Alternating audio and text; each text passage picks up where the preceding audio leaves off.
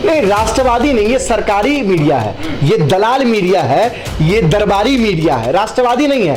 क्या आप ये कहना चाहते हैं कि सुप्रीम कोर्ट राष्ट्रवादी नहीं है, तभी आप ऐसी बात कर रहे हैं कि सुप्रीम कोर्ट की टिप्पणी को आप गलत कहना चाहते हैं? जो है मीडिया को अपना प्रवक्ता बनाई हुई है। आप देखिए क्या क्या चल रहा है हिंदू मुस्लिम डिबेट के अलावा। 5 बजे से रात के 10 बजे तक टीवी खोलिए, चाहे आप कोई भी चैनल खोलिए, मैं तो अब नाम लेके कहता हूं, आप एबीपी खोल लीजिए, आप आज तक खोल लीजिए, आप जी न्यूज खोल लीजिए, आप रिपब्लिक भारत खोल लीजिए, आप टाइम्स नाउ खोल लीजिए।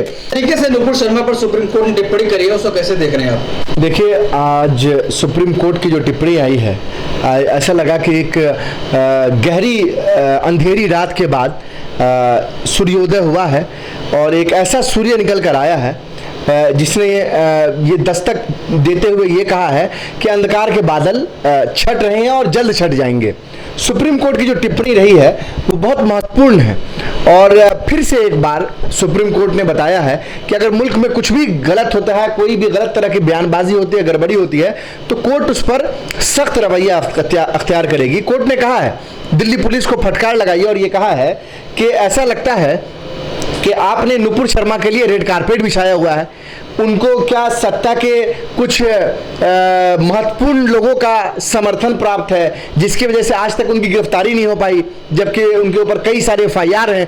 इतना ही नहीं, सुप्रीम कोर्ट और आगे बढ़ते हुए जो गोदी मीडिया है, दलाल मीडिया, सरकारी मीडिया है, उसके बारे में सुप्रीम कोर्ट ने यह कहा है कि जो मैटर सब जुडिस हो, जो मामला कोर्ट में चल रहा हो, मैंने पहले भी कई बार आप तमाम चैनल के माध्यम से कहा है कि सब जुडिस मैटर पे किसी का भी कमेंट करना ठीक बात नहीं होती है। यही बात आज सुप्रीम कोर्ट ने याद दिलाई है। मुझे नहीं लगता है कि कितने दिनों तक इन सरकारी और दरबारी मीडिया को यह बात याद रहती है कि सब जुडिस मैटर पर नहीं, राष्ट्रवादी नहीं, ये सरकारी मीडिया है, ये दलाल मीडिया है, ये दरबारी मीडिया है, राष्ट्रवादी नहीं है। क्या आप ये कहना चाहते हैं कि सुप्रीम कोर्ट राष्ट्रवादी नहीं है, तभी आप ऐसी बात कर रहे हैं कि सुप्रीम कोर्ट की टिप्पणी को आप गलत करना चाहते हैं? एक बात समझिए, नहीं एक बात समझिए, सबसे महत्वपूर्ण बात जो है उसमें जो निकल कर आ रही है वो ये निकल कर आ रही है कि इस वक्त जब देश के अंदर इतना माहौल गंदा हो चुका है, एक तरह से समझिए एक समुदाय दूसरे समुदाय को लड़ाने की कोशिश चल रही है, सुप्रीम कोर्ट ने कहा है इस बात को खुलकर कि इसके लिए कोई और जिम्मेदार नहीं है, नुपुर शर्मा जिम्मेदार है। अगर नुपुर शर्मा की गिरफ्तारी सही समय पर हो जाती, उसको गिरफ्तार कर लिया जाता, तो इस तरह का माहौल देश भर में नहीं बनता। और मुझे लगता है कि सुप्रीम कोर्ट ने जो दिल्ली पुलिस को फटकार लगाई है वो पूरी तरह से जायज है, क्योंकि मैं पहले भी कहता रहा हूं कि दिल्ली पुलिस जो है वो सरकार के इशारे पर काम कर रही है जानबूझकर। आप बताइए, बॉम्बे में एफआईआर हुआ, दिल्ली में एफआईआर हुआ और इनका कुछ मालूम ही नहीं चल रहा है ये कहां है, वाइस सिक्योरिटी दे दी गई। तो मेरा यह सवाल है कि क्या नुपुर शर्मा अपने सिक्योरिटी गार्ड के साथ फरार हो गई? क्या नुपुर शर्मा अपने सिक्योरिटी गार्ड को लेकर कहीं निकल गई? कहां निकल गई? मैं ये सवाल करना चाहता हूं, सरकार जवाब देना भाई। वो फरार है, गायब है, कहां गायब है भाई? उनको वाइस सिक्योरिटी दी गई थी, जब अरेस्ट वारंट निकलने के बाद भी नहीं उनका मालूम चल पा रहा है तो कब मालूम चलेगा? इसीलिए सुप्रीम कोर्ट ने यह बात कही है। और मैं माननीय दिल्ली पुलिस ने जुबैर को तो गिरफ्तार किया, कह रहा तो दिल्ली मैं यही तो कह रहा हूं कि सुप्रीम कोर्ट यही कहना चाह रही है कि क्या आप नुपुर शर्मा के लिए रेड कारपेट बिछाएंगे, जब जुबैर के ऊपर भी जो एफआईआर दर्ज हुई है वो उन्हीं धाराओं में दर्ज हुई है जो नुपुर शर्मा के ऊपर जो धाराएं हैं, सेम धाराएं हैं दोनों लोगों के ऊपर। तो एक बात आप समझिए, सुप्रीम कोर्ट यही कहना चाह रहा है बार बार कि आपको निष्पक्ष होकर जांच करनी है, आपको निष्पक्ष होकर कार्रवाई करनी है। ऐसा नहीं है कि किसी के लिए आप रेड कारपेट बिछाओ। और यह भी कहा सुप्रीम कोर्ट ने कि नुपुर शर्मा को पूरे देश के सामने आकर माफी मांगनी चाहिए, मीडिया के सामने आकर उसी इंटेंसिटी से। और जो मीडिया के बारे में बात कही है वो बहुत चिंताजनक है। देखिए, पिछले दिनों जब सर्वे हुआ पूरे विश्व में अलग अलग मुल्कों का, और उसमें यह पाया गया कि किस मुल्क के अंदर कितना आजादी है प्रेस को, प्रेस की फ्रीडम क्या है। 180 मुल्कों का सर्वे हुआ और अफसोस के साथ कहना पड़ रहा है कि नीचे से हम लोग टॉप कर रहे हैं उसमें। कभी किसी साल 134 रैंक, अब 164 रैंक हम पहुंच रहे हैं। तो हमारा कहने का मतलब यह है कि जिस तरह के हालात उत्पन्न हो रहे हैं, सुप्रीम कोर्ट की जो ये दलील है, सुप्रीम कोर्ट की जो ये टिप्पणी है, ये बहुत महत्वपूर्ण हो जाती है। वो इसी वजह से क्योंकि आज जब मीडिया के संस्थानों पर कब्जा किया जा रहा है, जब आज मीडिया के लोगों को खरीद कर सरकार जो है मीडिया को अपना प्रवक्ता बनाई हुई है। आप देखिए क्या क्या चल रहा है हिंदू मुस्लिम डिबेट के अलावा कुछ चल रहा है? आप शाम 5 बजे से रात के 10 बजे तक टीवी खोलिए, चाहे आप कोई भी चैनल खोलिए, मैं तो अब नाम लेके कहता हूं, आप एबीपी खोल लीजिए, आप आज तक खोल लीजिए, आप जी न्यूज खोल लीजिए, आप रिपब्लिक भारत खोल लीजिए, आप टाइम्स नाउ खोल लीजिए, एक सर्वे आया है कि 60% डिबेट जो है हिंदू मुस्लिम के ऊपर हो रहा है, 5-10% डिबेट पाकिस्तान के ऊपर हो रहा है। अरे भाई पाकिस्तान से क्या मतलब, नहीं क्या मतलब, नफरत फैलाने का यही रास्ता है। नफरत फैलाने का एक साजिश किया जा रहा है, सुनियोजित साजिश है नफरत फैलाने की, जो दिल्ली में और नोएडा में बैठे हुए स्टूडियो से साजिश चल रही है, बॉम्बे के स्टूडियो से साजिश चल रही है। और सुप्रीम कोर्ट की इस टिप्पणी के बाद अगर मीडिया हाउसेज नहीं सुधरी तो आप समझिए कि सुप्रीम कोर्ट के आदेश का जो है अवहेलना किया जा रहा है, उस आदेश को कुचलने की कोशिश की जा रही है। लेकिन एक भैया ऐसा तो सुप्रीम कोर्ट ये जो आज डिसीजन लिया, देर तो नहीं करती है?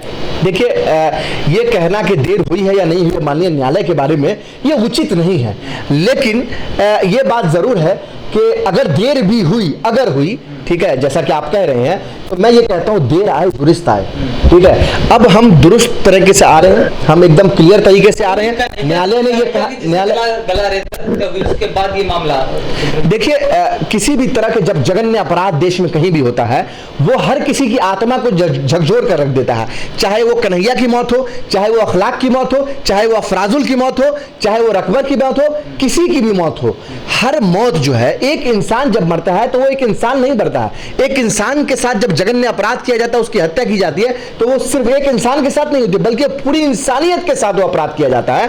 तो अगर कन्हैया लाल जी के मौत के बाद अगर सुप्रीम कोर्ट ने ये अगर वो सोचते हुए भी टिप्पणी की है और ये कहा है, तो मैं कहता हूं इसको वेलकम करना चाहिए। और आने वाले समय में इस तरह के वारदात न कन्हैया लाल के साथ होनी चाहिए, न अफराजुल के साथ, न अखलाक के साथ, क्योंकि ये पहली घटना नहीं है। उदयपुर की जो घटना है, इसी राजस्थान में उदयपुर के अंदर इससे पहले अखलाक के साथ जो वो भी वीडियो बनाकर किया गया था। उस समय भी हमने इतना ही विरोध किया था जब हम कन्हैया लाल का विरोध कर रहे हैं। रैगर ने जब ये किया था, हमने इससे पहले भी पहलू खान के केस में भी हमने यही बात कही, हमने जो है आपको रकबर के केस में भी यही बात कही, हमने हाफिज जुनैद जिसको ट्रेन के अंदर मारा गया, हमने उसके लिए भी यही बात कही, हमने सबके लिए वही बात की, न्याय की बात की है।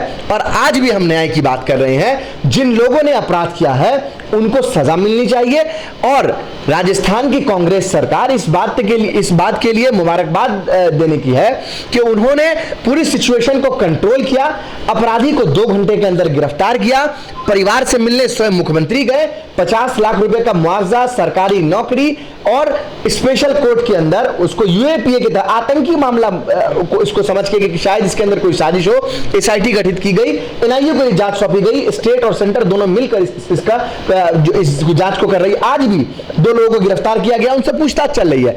तो कहने का मतलब है कि जितने भी बीजेपी रूल्ड स्टेट हैं, चाहे उत्तर प्रदेश हो, चाहे वो आज के डेट में अब महाराष्ट्र भी हो गया है, चाहे वो आपको मध्य प्रदेश हो, तमाम जगह एक नजीर पेश की गई है, एक एग्जाम्पल पेश किया गया है कि अपराध को अपराध के तरह से डील किया जाए, अपराधी को अपराधी समझा जाए, अपराधी को नाम से नहीं देखा जाए कि यह अपराध किसने किया है, उस पर क्या सजा होनी चाहिए। देश में जो माहौल बना है, तो सुप्रीम कोर्ट ने माना कि नुपुर शर्मा की वजह से हुआ है, लेकिन सुप्रीम कोर्ट ने ये नहीं कहा कि गिरफ्तार किया जाए नुपुर शर्मा को। नहीं, सुप्रीम कोर्ट ने कहा है, दिल्ली पुलिस को फटकार लगाई है। सवाल देखिए, सुप्रीम कोर्ट का सवाल पूछना एक आदेश होता है कि आपने क्यों नहीं गिरफ्तार किया, इसका मतलब आप जाइए गिरफ्तार कीजिए, ये है।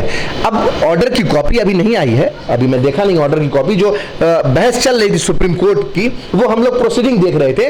ऑर्डर भी थोड़ी देर, बहुत देर में शाम में रिलीज हो जाएगा, उस ऑर्डर में देखते हैं क्या होगा। मैं पूरी उम्मीद रखता हूं न्यायालय से कि न्यायालय ने जब इस तरह का सवाल किया है दिल्ली पुलिस से, तो मुझे लगता है कि दिल्ली पुलिस अगर कल तक अगर रेड कारपेट बिछा रही थी, तो आने वाले समय में जो है वो क्या नाम है, रेड कारपेट नहीं बिछाएगी और उनको गिरफ्तार करेगी। और एक बात और, ये तो क्लियर है कौन बचा रहा है, जो लोग सरकार में है, जिनके हाथ में सत्ता है, जो सत्ता पे काबिज हैं, वही लोग ऐसे लोगों को संरक्षण दे रहे हैं। और हम लोगों ने पहले भी कहा है कि जिस तरह का देश का माहौल खराब होता जा रहा है, आदरणीय प्रधानमंत्री जी को आगे आकर देश में शांति की अपील करनी चाहिए। आदरणीय प्रधानमंत्री जी को देश के आवाम से यह अपील करना चाहिए कि आपसी भाईचारा बनाए रखें और अदल इंसाफ करना चाहिए कि अगर किसी के ऊपर भी अगर एफआईआर हुआ है, जिसने गलती की है, उसको उनको तत्काल आदेश देके फौरन गिरफ्तार करना चाहिए। इस बात में प्रधानमंत्री और गृह मंत्री फेल हो गए।